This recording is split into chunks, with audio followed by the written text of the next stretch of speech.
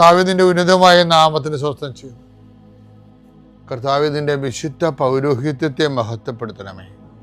കർത്താവ് സഭയിലുള്ള സാന്നിധ്യം പ്രകടമാക്കണമേ. 40 വർഷം ഞാൻ അർപ്പിച്ച കൃപാന്റെ യുഗതിയാൽ കൃപാസനത്താരെ ജീവനോടെ പ്രത്യക്ഷപ്പെട്ട മാതാവിൻ്റെ മധ്യസ്ഥത്താൽ ഞാൻ മക്കളെ ഈശോ നാമത്തെ ആശീർവദിക്കുന്നു.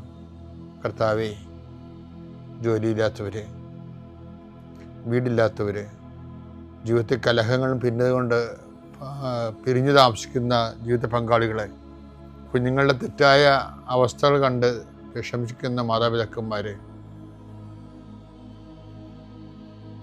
ശാരീരികമായ രോഗങ്ങളെ അവസരപ്പെടുന്നതും രോഗം ആകുന്നതിന് സമയമെടുക്കുന്നില്ല എന്ന് ഓർത്ത് ഉത്കണ്ഠപ്പെടുന്നവരെയും സമർപ്പിച്ച് പ്രാർത്ഥിക്കുന്നു. ഇന്ന് യാത്ര ചെയ്യുന്നവരെ, ഇന്നത്തെ യാത്രയ്ക്ക് വേണ്ടി വിധവിധമായ ഒരുക്കിയിരിക്കുന്ന ലക്ഷ്യങ്ങൾ, കണ്ടുമുട്ടുന്ന വ്യക്തികൾ, സംസാരിക്കുന്ന സംഭാഷണങ്ങൾ, എഴുതുന്ന രേഖകൾ, ഒപ്പിടുന്ന ഡോക്യുമെൻറ്റുകൾ, പങ്കെടുക്കുന്ന ഇൻ്റർവ്യൂകൾ, സെൻഡ് ചെയ്യുന്ന മെസ്സേജുകൾ, വസ്തു വിൽക്കുകയും വാങ്ങുകയും ചെയ്യുന്നവരുണ്ട്, മരങ്ങൾ, വൃക്ഷങ്ങൾ വിൽക്കുന്നവരുണ്ട്, മൃഗങ്ങളെ വാങ്ങുന്നവരുണ്ട്. ആ എല്ലാ മേഖലകളും ചെറിയ ചെറിയ കടകമ്പോളങ്ങൾ കൊണ്ടും വലിയ ഏജൻസികൾ കൊണ്ടും ജീവിക്കുന്നവരുണ്ട്. വാഹന കമ്പോളത്തിൽ വർക്ക് ചെയ്യുന്നവരുണ്ട്. അവിടെ എല്ലാ മേഖലകളിലെല്ലാം പ്രയാസമുണ്ട്. കിട്ടാനുള്ള പണം കിട്ടാത്തവരുണ്ട്, കൊടുക്കാൻ പറ്റാത്തവരുണ്ട്, വാടകയ്ക്ക് കൊടുത്തിട്ടുള്ള ഒറ്റിക്കൊടുത്തിട്ട് ഒഴിയാത്തവരുണ്ട്, വാടക അടക്കാൻ പറ്റാത്തവരുണ്ട്, വീട് വെക്കാനൊരു സ്ഥലം കാണാത്തവരുണ്ട്. ഇങ്ങനെ ഒരു വിദ്യാഭ്യാസത്തിൻ്റെ അഡ്മിഷൻ കിട്ടാത്തവരുണ്ട്.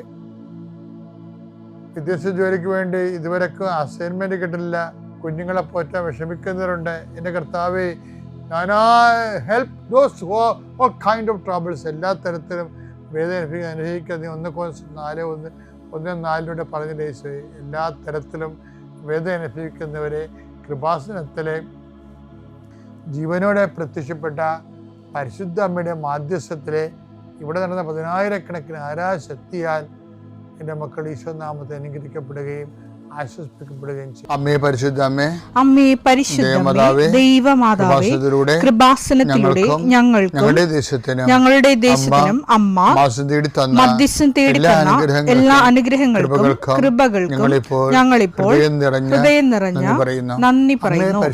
അമ്മേ പരിശുദ്ധമ്മേ, ദൈവമാതാവേ, 2004 ഡിസംബർ 7 ഉച്ചകഴിഞ്ഞ് 2:30 കൃപാസനത്തിൽ സംഭവിച്ച അമ്മയുടെ പ്രത്യക്ഷപ്പെടലിനെ കുറിച്ച് തിരുസഭയ്ക്ക് സമർപ്പിച്ചിരിക്കുന്ന പഠനരേഖകളുടെ മേൽ സഭാത്മകമായ പഠനം ആരംഭിക്കുവാൻ ഞങ്ങൾ പ്രാർത്ഥിക്കുന്നു. അമ്മേ പരിശുദ്ധമേ, ഭൂസ്വർലോകങ്ങളുടെ രാജ്ഞിയായ അങ്ങേയ്ക്ക് ഭൗമസംരക്ഷണത്തിനായി പ്രപഞ്ചപ്രകൃതിയെ തന്നെ തിരുസഭ പ്രതിഷ്ഠിക്കുവാൻ ഈ പ്രത്യക്ഷീകരണം വഴി ഇടയാക്കണമേ. പരിശുദ്ധമേ, ജപമാല മാതാവേ, സകല കൃപാസനം പ്രാർത്ഥനയോടും ചേർത്ത് ഞങ്ങളിപ്പോൾ പ്രാർത്ഥിക്കുന്ന ഈ കുടുംബത്തിന്റെ പ്രത്യേക നിയോഗം മക്കളെ.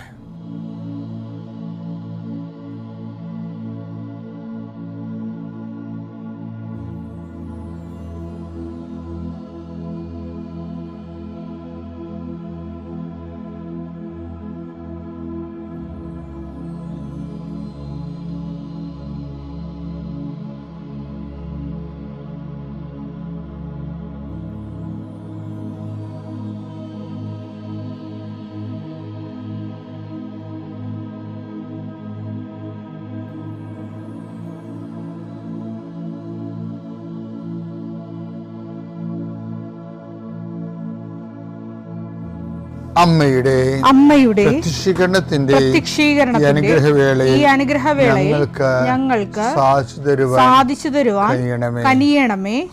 ആമേൻ. എൻ്റെ പ്രിയപ്പെട്ടവരെ, നിങ്ങൾക്ക് മനസ്സിലാവുന്നൊരു ഇതില്ല, ഞങ്ങള് പണ്ട് ഫിലോസഫി പഠിക്കുമല്ല, അച്ഛൻ പട്ടത്തിന് ഫിലോസഫി വേണമല്ല. അപ്പോൾ ആദ്യം ഫിലോസഫി പഠിക്കാൻ വേണ്ടി ആലുവ ചെല്ലും. അപ്പോൾ അവിടെ ജെയിംസ് അച്ഛനുണ്ട്. ജെയിംസ് അച്ഛനാണ് ഫിലോസഫി, പിന്നെ അതിനോട് ബന്ധപ്പെട്ട കുറേ ക്ലാസിക്കൽ ഫിലോസഫിയൊക്കെ പഠിപ്പിക്കണം. അച്ഛൻ പഠിച്ച് ഞാൻ ഇന്ന് ഓർത്തിരിക്കുന്ന സാധനമുണ്ട്. ഹെരാക്ലീറ്റസ് എന്ന് പറഞ്ഞ ഒരാളുണ്ടായിരുന്നു. ക്ലീറ്റസ് അല്ല, ഹെരാക്ലീറ്റസ്. അത് ഗ്രീക്ക് പേരാണ്. അങ്ങേര് പറഞ്ഞ ഒരു ദാർശനികനാണ്. പുള്ളി പറഞ്ഞത്, we cannot step in to a same river twice. ഒരു ഒഴുകിക്കൊണ്ടിരിക്കുന്ന പുഴയിൽ നമുക്ക് 2 പ്രാവശ്യം കാലെടുത്ത് വെക്കാൻ പറ്റിയില്ലെന്ന്. അത് കേൾക്കുമ്പോൾ നമുക്ക് വിറ്റായിട്ട് തോന്നും. അങ്ങനെ പറഞ്ഞത്, നീ ഒരു കാലെടുത്തൊരു പുഴയിൽ വെച്ചാൽ കാല് വലിക്കുമ്പോൾ ആ പുഴ ഒഴുകെ പോയില്ലേ, പിന്നെ അടുത്ത കാല് നീ വെക്കണത് വേറെ പുഴയിലാണെന്നാണ് പുള്ളി പറയണത്. ഇത് എൻ്റെ മനസ്സിൽ ഉടക്കിയ ഒരു കൊട്ടേഷനാണ്. പക്ഷേ ഈ വചനത്തെ നോക്കുമ്പോഴല്ലോ, നമ്മുടെ ദൈവവചനത്തിലേക്ക് വരുമ്പോഴേ ഇതുപോലെയാണ്. We cannot step in to a same word twice. നല്ല അനോയിൻറ്റിംഗ് ആയിട്ട് വായിക്കുന്ന ആളാണ്, ദൈവമായിട്ട് ബന്ധമുള്ള ആളാണെങ്കിൽ ടൈം ഈ നമ്മുടെ ഈ വചനം എപ്പോഴും എക്സ്പ്ലെയിൻ ചെയ്യണത് അതൊരു സ്റ്റെയിനർ പോലൊരു മീഡിയമാണ്. വചനം ഒരു മീഡിയമാണ് ശരിക്കും. ഇപ്പം നമ്മൾ ഓരോ സ്റ്റെയിനറൊക്കെ വാങ്ങിക്കത്തില്ലേ, എന്നിട്ട് നമ്മുടെ അതിൻ്റെ അകത്ത് ചോപ്പ് സ്റ്റെയിനർ ഒരു മീഡിയം വാങ്ങിച്ചിട്ട് പെയിൻറ്റുകാരൊരു മീഡിയം വാങ്ങിക്കത്തില്ല, മീഡിയം പെയിൻറ്റ്, അത് വൈറ്റ് നിറമായിരിക്കും. നമ്മൾക്ക് ചുവപ്പാണ് വേണ്ടത്, നമ്മൾ ചുവപ്പ് സ്റ്റെയിനർ ചേർക്കും. നീലയാണ് വേണ്ടത്, നീല ചെയ്ത് ചേർക്കും. അതുപോലെ വചനം ഒരു ദൈവം ഇൻട്രാക്ട് ചെയ്യുന്നൊരു മീഡിയമാണ് നമ്മളോട്. അപ്പോഴേ ഓരോ ടൈമിലും നമ്മുടെ കാലാവസ്ഥ മാറത്തില്ലേ, അപ്പോൾ നമ്മൾ മാറുന്നുണ്ട്. നമ്മളും ഇങ്ങനെ ടൈമിൽ ഇങ്ങനെ ഇപ്പം ജോസഫച്ചൻ ഇപ്പം ഇന്ന് സെക്കൻഡിലാണെങ്കിൽ അടുത്ത സെക്കൻഡിൽ വേറൊരു ജോസഫച്ചനാണ് വേണ്ടത്. ഏതാ ഡയബോളിക് പേഴ്സണാലിറ്റി എന്നല്ല ഈ പറയണത്. നമ്മുടെ സിറ്റുവേഷൻ ചേഞ്ച് ചെയ്യും. ഇപ്പോൾ ചില ആൾക്കാർ ചില മുറി ഇരുന്ന് കൂട്ടുകാരുമായിട്ട് ഭയങ്കര ചിരിച്ച് മറിഞ്ഞ് ഇരിക്കുന്ന സമയത്തായിരിക്കും ഫോൺ വരണത്, അമ്മയെ വണ്ടി ഇടിച്ച് ആശുപത്രി, കാലാവസ്ഥ മാറില്ലേ. അപ്പോൾ ആ ചിരിച്ച് മറിഞ്ഞ ആളല്ല പിന്നെ ഉള്ളത്. പിന്നെ ഉദ്യോഗമായി, ആകാംക്ഷയായി, സങ്കടമായി, എത്രയും വേഗം അമ്മയടുത്ത് എത്രയും ആകാംക്ഷയായി. അപ്പം നിങ്ങളിവിടെ സംസാരിച്ചു, ഞാൻ ഇവരോട് പറയാ പോലും, അല്ലെങ്കിൽ ഇവരെല്ലാം കൂടി കെട്ടിയെടുത്ത് കൂടെ വരണ കാരണം ഇയാൾ ഒറ്റക്ക് പോയിക്കളെ. അപ്പോൾ കാലാവസ്ഥ ചേഞ്ച് ആവും. മനുഷ്യന്മാരുടെ അവസ്ഥ ഇതാണ്. ഓരോ സെക്കൻഡിലും വേറെ ഒരു മനുഷ്യൻ ജനിച്ചുകൊണ്ടിരിക്കും. പുതിയ കാലാവസ്ഥയും പുതിയ ക്ലൈമറ്റും പുതിയ ഒരു പരിസരവുമായിട്ട് അയാൾ വരികയാണ്.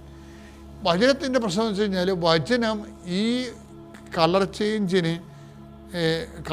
ഒരു മനുഷ്യൻ്റെ സിറ്റുവേഷൻ ചേഞ്ച് ചെയ്യണതിനനുസരിച്ചുകൊണ്ട് ഈ വചനവും ചേഞ്ച് ചെയ്യും. എന്നുവെച്ചാൽ ദൈവമാണല്ലോ വചനം മീഡിയമല്ലേ, ദൈവമല്ല വചനം വെച്ച് നമ്മളോട് സംസാരിക്കണത്. അപ്പോൾ നമ്മുടെ സിറ്റുവേഷൻസ് അനുസരിച്ചുകൊണ്ട് വചനം നമുക്ക് പ്രസക്തമായ ആ സിറ്റുവേഷനിൽ റെലവൻ്റായിട്ട്, അതായത് സർക്കംസ്റ്റൻഷ്യൽ റെലവൻ്റായിട്ട് മാറും. ആ സാഹചര്യ പ്രസക്തമായിട്ട് ദൈവത്തിന് നമ്മളോട് ഇൻട്രാക്ട് ചെയ്യാൻ വചനമെന്ന മീഡിയം ദൈവം ഉപയോഗിക്കുക. ഇപ്പം ഞാൻ ഉദാഹരണം പറയാം. ഞാൻ നിങ്ങളോട് നേരത്തെ പറഞ്ഞിട്ടുണ്ടല്ലോ, എന്താ പറഞ്ഞിരിക്കുന്നത്? 2 തിമോത്തി 2:13. 2 തിമോത്തി 2:13. നാം അവിശ്വസ്തരായിരുന്നാലും അവൻ വിശ്വസ്തനായിരിക്കും. എന്തെന്നാൽ തന്നെ തന്നെ നിഷേധിക്കുവാൻ അവന് സാധ്യമല്ല. നമ്മളെ ഒരു അവിശ്വസ്ത കാണിച്ചാലും ദൈവം വിശ്വസ്തനായിരിക്കും എന്നാണ് പറയണത്. അപ്പം നിങ്ങൾ ഓർക്കും, ഉടമ്പടി ഇത് കുഴപ്പമില്ല, കർത്താവ് ചെയ്യാനുള്ള ചെയ്യുമില്ല, എന്തിനാണ് ദൈവത്തിന് മുമ്പിൽ ചുമ്മാ കടക്കാരാകണത്? ഇത് ദൈവം പറഞ്ഞിരിക്കുന്നത് പൗലോസാണിത് പറഞ്ഞിരിക്കുന്നത്. പൗലോസിൻ്റെ വായിൽ നിന്ന് വല്ല പുതിയ നിയമത്തിലെ കാര്യം പറഞ്ഞ പോലെ തന്നെ പുള്ളിക്കാരൻ പഴയ നിയമത്തിലെ കാര്യം പറയും. കാര്യം പുള്ളി പഴയ നിയമത്തിലാണ് മിക്കവാറും കൂടാരമടിച്ച് താമസിക്കുന്നത്. ഭയങ്കര ആപ്ലിക്കേഷൻസൊക്കെ കേട്ട് കഴിഞ്ഞാൽ ഇതെല്ലാം ഫരിസൈക്ക് ആപ്ലിക്കേഷൻസാണ്. പഴയ നിയമത്തിലുണ്ടായിരുന്ന വിശ്വാസത്തെ പുള്ളി കടുകിട വ്യത്യാസമില്ലാതെ പിടിച്ചുകൊണ്ടാണ് പുതിയ നിയമത്തിൽ പുതിയ പുനർവ്യാഖ്യാനം പുള്ളി ചെയ്യണത്. അപ്പോൾ അതുകൊണ്ട് അതാണ് പുള്ളി, നിങ്ങൾ പരിസയരാണെങ്കിൽ ഞാനും പരിസയരാണെന്നൊക്കെ പുള്ളി പറഞ്ഞ്, പരിസയരാണ് വലിയ എന്തോ കേമത്വമാണെന്നുള്ളത് ആ ധാരണ അപ്പോഴും അങ്ങനെ കൊണ്ട്. പക്ഷേ അതുകൊണ്ട് ഇപ്പം എന്താ പ്രശ്നം? ഈ വിശ്വസ്തയെക്കുറിച്ച് പറയുകയാണ്. അത് നിങ്ങൾ അവിശ്വസ്തരായിരുന്നാലും ദൈവം വിശ്വസ്തനായിരിക്കും. അത് ഇവിടുത്തെ കാര്യമാണ്, പഴയ നിയമത്തിലെ കാര്യമാണത്. ഇവർ അവിശ്വസ്തരായിരുന്നല്ല, ഇവരെന്തെല്ലാം പണി കാണിച്ച് അല്ലേ? ഇവരെന്തെല്ലാം പണി കാണിച്ചു. എത്രയോ പ്രാവശ്യം മോശത്തിനെതിരെ വെറുപെറുത്തു. എത്രയോ പ്രാവശ്യം ഞങ്ങൾ ഈജിപ്തിലോട്ട് കൊണ്ടുപോകണമെന്ന് പറഞ്ഞു. അല്ലെങ്കിൽ നിന്നെ തട്ടിക്കളയെന്ന് മോശത്തിനോട് കയർത്ത് സംസാരിച്ചു. അങ്ങനെ പല പല തരത്തിൽ ദൈവത്തോട് അവിശ്വസ്ത കാണിച്ചിട്ടുണ്ട്. പിന്നെ സീനായ് മലമുകളിൽ വെച്ച് ഇയാൾ കൽപ്പനകൾക്ക് അഹറോൻ താമസിച്ചപ്പോൾ ഇപ്പോൾ സ്വന്തമായിട്ട് സ്വർണം കൊണ്ട് കാളക്കുട്ടിയെ ഉണ്ടാക്കി. അപ്പോൾ എന്നിട്ടും ദൈവം ഇവരെ വാഗ്ദാന നാടി പ്രാപിച്ചുകൊണ്ടാണ് നിങ്ങൾ അവിശ്വസ്തരായിരുന്നാലും ദൈവം വിശ്വസ്തനായിരിക്കുമെന്ന് പഴയ നിയമ പുറപ്പാട് ജീവിതത്തിൽ നിന്ന് എടുത്ത ദൈവത്തിൻ്റെ ഒരു ബ്രാൻഡിങ് ആയിട്ടാണ് അത് പറയണത്.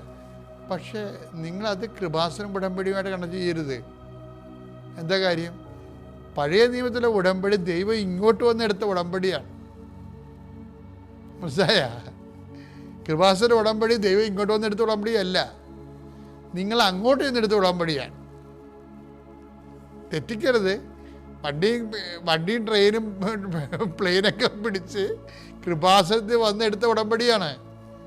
അപ്പം നിങ്ങൾ അവിശ്വസ്തരാകേണ്ട കാര്യമില്ല. അവിടെ ദൈവം ഇനിഷ്യേറ്റീവ് എടുത്താണെങ്കിൽ നമ്മൾ അവിശ്വസ്തരെ എടുത്താലും ഏകപക്ഷീയമായിട്ട് ദൈവം വിശ്വസ്തനായിരിക്കും. ഇതിൽ ദൈവം നമ്മളെ കൃപാസന ഉടമ്പടി ദൈവം വിശ്വസ്തനായിരിക്കുമെന്നല്ല എൻ്റെ അർത്ഥം. ഇല്ലെന്നല്ല ഞാൻ പറഞ്ഞത്. ഞാൻ പറഞ്ഞത് നമ്മൾ ഇനിഷ്യേറ്റീവ് ചെയ്തെടുത്തിരിക്കുന്ന ഉടമ്പടി കൊണ്ട് ഇതിൻ്റെ ബാധ്യത 10% നമുക്കാണ്. എന്താണ്? നമ്മൾ വിശ്വസ്തരായിരിക്കുക എന്നുള്ളത്. അപ്പോൾ വിശ്വാസത്തേക്കാൾ വലുതാണ് അവിടെ വരുന്ന. എന്താണ് വിശ്വാസമെന്ന് വിശ്വസ്തത എന്ന് പറഞ്ഞാൽ ഞാൻ പറയും സഫറിങ് ഫെയ്ത്താണ് വിശ്വസ്തത എന്ന് പറയും. Suffering faith. ഞാൻ പണ്ട് സർവൈവിങ് ഫെയ്ത്താണ് നിങ്ങളോട് പറയുമായിരുന്നു. ഇപ്പം ഞാൻ നിങ്ങളോട് പറയണത് അത് നിലനിർത്തിക്കൊണ്ട് തന്നെ ഞാൻ ഇപ്പോൾ നിങ്ങളോട് പറയണത് what is fidelity? It is suffering faith. ഒരു മനുഷ്യൻ വിശ്വാസത്തെ പ്രതി അനുഭവിക്കുന്ന സങ്കടങ്ങൾ എന്നിട്ടും വിശ്വാസം വിട്ടുമാറാതെ നിൽക്കണത്, അതാണ് വിശ്വസ്തത എന്ന് പറയണത്. ആ വിശ്വസ്തത ദൈവം നമ്മളിൽ നിന്ന് പ്രതീക്ഷിക്കുന്നുണ്ട്. പിതാവിൻ്റെയും പുത്രൻ്റെയും പരിശുദ്ധാത്മാവിൻ്റെയും നാമത്തിൽ വിശ്വാസ പ്രമാണം. സർവശക്തനായ പിതാവും ആകാശത്തിൻ്റെയും ഭൂമിയുടെയും സൃഷ്ടാവുമായ ദൈവത്തിൽ ഞാൻ വിശ്വസിക്കുന്നു. അവിടുത്തെ ഏകപുത്രനും ഞങ്ങളുടെ കർത്താവുമായ ഈശോമിശിഹായിലും ഞാൻ വിശ്വസിക്കുന്നു. ഈ പുത്രൻ പരിശുദ്ധാത്മാവിനാൽ ഗർഭസ്ഥനായി കന്യകാമറിയത്തിൽ നിന്ന് പിറന്ന് പൊന്തിയോസ് പീലാത്തോസിന്റെ കാലത്ത് പീഡകൾ സഹിച്ച് കുരിശിൽ തറയ്ക്കപ്പെട്ട് മരിച്ച് അടക്കപ്പെട്ട് പാതാളങ്ങളിൽ ഇറങ്ങി മരിച്ചവരുടെ ഇടയിൽ നിന്ന് 3-ാം നാൾ ഉയർത്ത് സ്വർഗത്തിലേക്ക് എഴുന്നള്ളി സർവശക്തിയുള്ള പിതാവായ ദൈവത്തിന്റെ വലതുഭാഗത്തിരിക്കുന്നു. അവിടെ നിന്ന് ജീവിക്കുന്നവരെയും മരിച്ചവരെയും വിധിക്കുവാൻ വരുമെന്നും ഞാൻ വിശ്വസിക്കുന്നു. പരിശുദ്ധാത്മാവിലും ഞാൻ വിശ്വസിക്കുന്നു. വിശുദ്ധ കത്തോലിക്കാ സഭയിലും പുണ്യവാന്മാരുടെ ഐക്യത്തിലും പാപങ്ങളുടെ മോചനത്തിലും ശരീരത്തിന്റെ ഉയർപ്പിലും നിത്യമായ ജീവിതത്തിലും ഞാൻ വിശ്വസിക്കുന്നു. ആമേൻ. സ്വർഗ്ഗസ്ഥനായ ഞങ്ങളുടെ പിതാവേ, അങ്ങയുടെ നാമം പൂജിതമാകണമേ. അങ്ങയുടെ രാജ്യം വരണമേ. അങ്ങയുടെ തിരുമനസ് സ്വർഗത്തിലെ പോലെ ഭൂമിയിലുമാകണമേ. അന്നു വേണ്ടുന്ന ആഹാരം ഇന്ന് ഞങ്ങൾക്ക് തരണമേ. ഞങ്ങളോട് തെറ്റ് ചെയ്യുന്നവരോട് ഞങ്ങൾ ക്ഷമിക്കുന്നത് പോലെ ഞങ്ങളുടെ തെറ്റുകൾ ഞങ്ങളോടും ക്ഷമിക്കണമേ. ഞങ്ങളെ പ്രലോഭനത്തിൽ ഉൾപ്പെടുത്തരുതേ, തിന്മയിൽ ഞങ്ങൾ രക്ഷിക്കണമേ. ആമേൻ. നന്മ നിറഞ്ഞ മറിയമേ, സ്വസ്തി. കർത്താവ് അങ്ങയുടെ കൂടെ സ്ത്രീകളിൽ അങ്ങ് അനുഗ്രഹിക്കപ്പെട്ടവളാകുന്നു. അങ്ങയുടെ ഉദരത്തിൻ ഫലമായി ഈശോ അനുഗ്രഹിക്കപ്പെട്ടവനാകുന്നു. പരിശുദ്ധ മറിയമേ, തമ്പുരാന്റെ അമ്മേ, പാപികളായ ഞങ്ങൾക്ക് വേണ്ടി ഇപ്പോഴും ഞങ്ങളുടെ മരണസമയത്തും തമ്പുരാനോട് അപേക്ഷിക്കണമേ. ആമേൻ.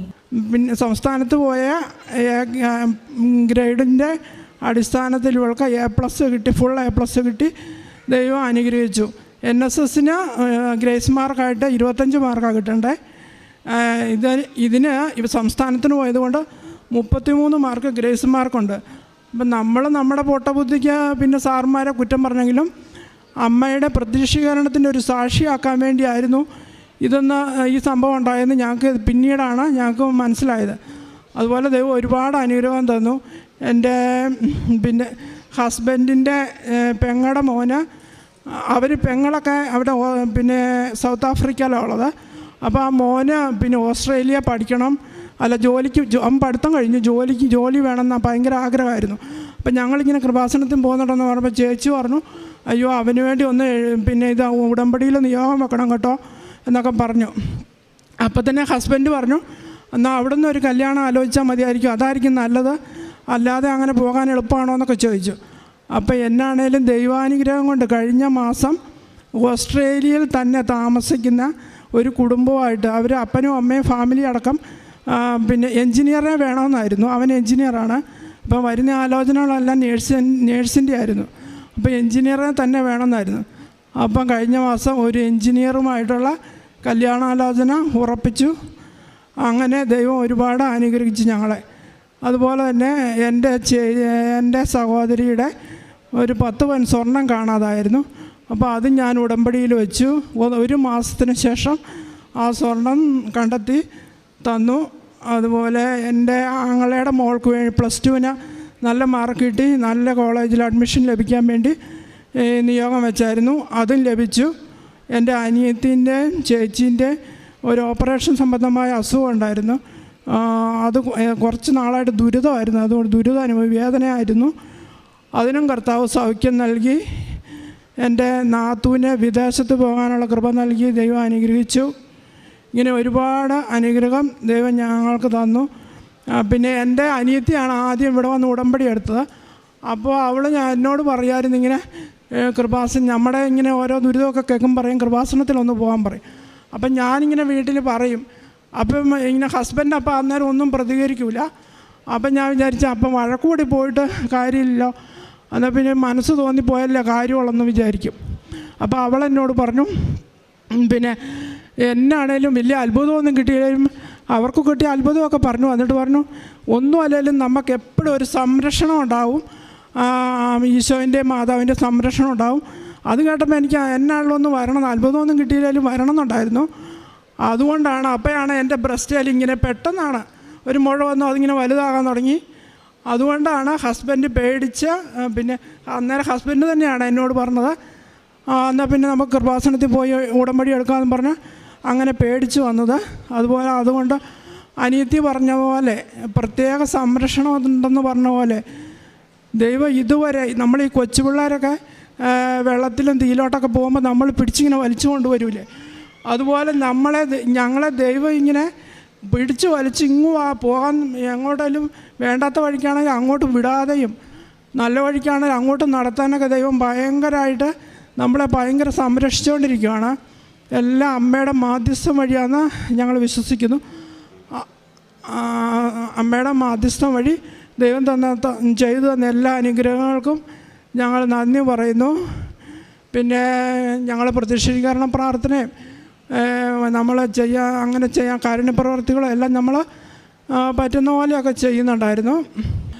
ചില കാര്യങ്ങൾ ഇങ്ങനെ ചില കാര്യങ്ങൾക്ക് സംശയം വരുമ്പോൾ ഞങ്ങളിങ്ങനെ ഒരു കാര്യത്തിൻ്റെ സമയം ഒരു 5 മാസം മുമ്പ് ഞങ്ങൾക്കൊരു പ്രശ്നമുണ്ടായി. അപ്പോൾ അതിൻ്റെ കാര്യത്തിന് എന്താ ചെയ്യേണ്ടതെന്ന് തീരുമാനം എടുക്കാൻ വയ്യാതായപ്പോൾ ആ ആഴ്ചത്തെ ഉടമ്പടി ധ്യാനത്തിൽ ഞാൻ അച്ഛൻ്റെ ക്ലാസ് കേൾക്കുമ്പോൾ ജോസഫച്ചൻ്റെ ക്ലാസ് കേൾക്കുമ്പോൾ ജോസഫച്ചൻ കൃത്യമായിട്ട് അതിന് മറുപടി പറയുന്നുണ്ട്. നിങ്ങൾ മനുഷ്യരുടെ പ്രീതിയല്ല അന്വേഷിക്കേണ്ടത്, ദൈവത്തിൻ്റെ പ്രീതിയാണ് നോക്കേണ്ടത്. അങ്ങനെ ഈ ഉടമ്പടി എടുത്തതിലൂടെ ഞങ്ങൾക്ക് വചനവായനയിലാണെങ്കിലും പിന്നെ മക്കളെയും ഞങ്ങളൊക്കെ നല്ല ദൈവഭയത്തിലും ദൈവവിശ്വാസത്തിലും വളരാനൊക്കെ വേണ്ടി ഞങ്ങൾ നിയോഗം വെച്ചായിരുന്നു. അതുപോലെ ദൈവം മക്കളെ ഇതുവരെ നന്നായിട്ട് നടത്തിയിട്ടുണ്ട്. ഇപ്പം മൂത്ത മകനാണേലും അവൻ എൻജിനീയറിങ്ങിനാണ് പഠിക്കുന്നത്, 4ാം വർഷം. അവനോട് ഇപ്പം വീട്ടിൽ വരുവാണെങ്കിൽ അവൻ തന്നെ കുമ്പസാരിക്കാനൊക്കെ പോകാനാണെങ്കിൽ അവൻ പറയും, ഇന്ന് കുമ്പസാരിപ്പിക്കുന്നുണ്ടോ എന്നൊക്കെ ചോദിച്ചാൽ അവൻ തന്നെ ഞങ്ങളുടെ കൂടെ രാവിലെ പള്ളി വരും. അതുപോലെ ധ്യാനത്തിനൊക്കെ ഒക്ടോബറിൽ പൂജയുടെ അവധിക്ക് വന്നപ്പോൾ ഞാൻ പറഞ്ഞു ഒരു ധ്യാനത്തിന് പോകണമെന്ന് പറഞ്ഞു. 3 ദിവസത്തെ അവധിയുള്ളൂ. അപ്പോൾ സെപ്റ്റംബറിലാണ് ഞാൻ പറഞ്ഞത്. അപ്പോൾ അവൻ തന്നെ ഒക്ടോബറിൽ ഇങ്ങനെ എന്നോട് പിന്നെ ഒക്ടോബർ വരുന്നതിന് മുമ്പ് എന്നോട് ചോദിച്ചു, എന്നാൽ അമ്മ ധ്യാനത്തിന് പോകണമെന്ന് പറഞ്ഞേ എന്ന് ചോദിച്ചാൽ പിന്നെ അവൻ തന്നെ ഇങ്ങോട്ട് ചോദിച്ചാൽ അങ്ങനെ മക്കളെല്ലാം നല്ല ദൈവാനുഗ്രഹത്തിൽ വളർത്താനും എല്ലാം ഉള്ള കൃപ തന്ന ദൈവം ഞങ്ങളെ അനുഗ്രഹിക്കുന്നുണ്ട്. ഇതെല്ലാത്തിനും എല്ലാ കാര്യത്തിനും ഞങ്ങളെ അനുഗ്രഹിച്ചുകൊണ്ടിരിക്കുന്ന പരിശുദ്ധ അമ്മയുടെ മാധ്യസ്ഥം വഴി ഞങ്ങളെ അമ്മയ്ക്കും ഈശോയ്ക്കും ഒരുപാട് നന്ദി പറയുന്നു. യേശുവേ നന്ദി, യേശുവേ മഹത്വം. എൻ്റെ പേര് സാഗി, ഇതെൻ്റെ മോൻ ബിനോയ്. ഞാൻ 2017 ഉടമ്പടി എടുത്തത്. മോന് കിട്ടിയ ഒരു അനുഗ്രഹത്തിന് സാക്ഷ്യം പറയാനാണ് ഞാനിവിടെ നിൽക്കുന്നത്. ഇവൻ 2022 ഷിപ്പിൽ പോകാൻ വേണ്ടിയുള്ള കോഴ്സ് പൂർത്തിയാക്കിയിട്ട് വന്നതായിരുന്നു. അതിനുശേഷം ഒരു ഇൻ്റർവ്യൂ നടന്നു. സെനർജി എന്ന് പറഞ്ഞൊരു ഇൻ്റർനാഷണൽ കമ്പനിയിലാണ് ഇൻ്റർവ്യൂ ഒക്കെ നടന്നത്. അപ്പം ഞങ്ങൾ റെക്കമെൻഡ് ചെയ്യാൻ ആൾക്കാരുണ്ടായിരുന്നതുകൊണ്ട് ഞാൻ വിചാരിച്ചു പെട്ടെന്ന് തന്നെ ഇവന് ജോലി കിട്ടും എന്ന് വിചാരിച്ചാണ് ഇരുന്നത്. പക്ഷേ ഇൻ്റർവ്യൂ 3 നടന്നു കഴിഞ്ഞിട്ടും ഇവന് ജോലി കിട്ടുന്നില്ല. അത് കഴിഞ്ഞ് ഞാൻ ഇവിടെ വന്ന് മോനുമായിട്ട് ഇവിടെ വന്ന് പ്രാർത്ഥിച്ചു കഴിഞ്ഞ ഉടനെ തന്നെ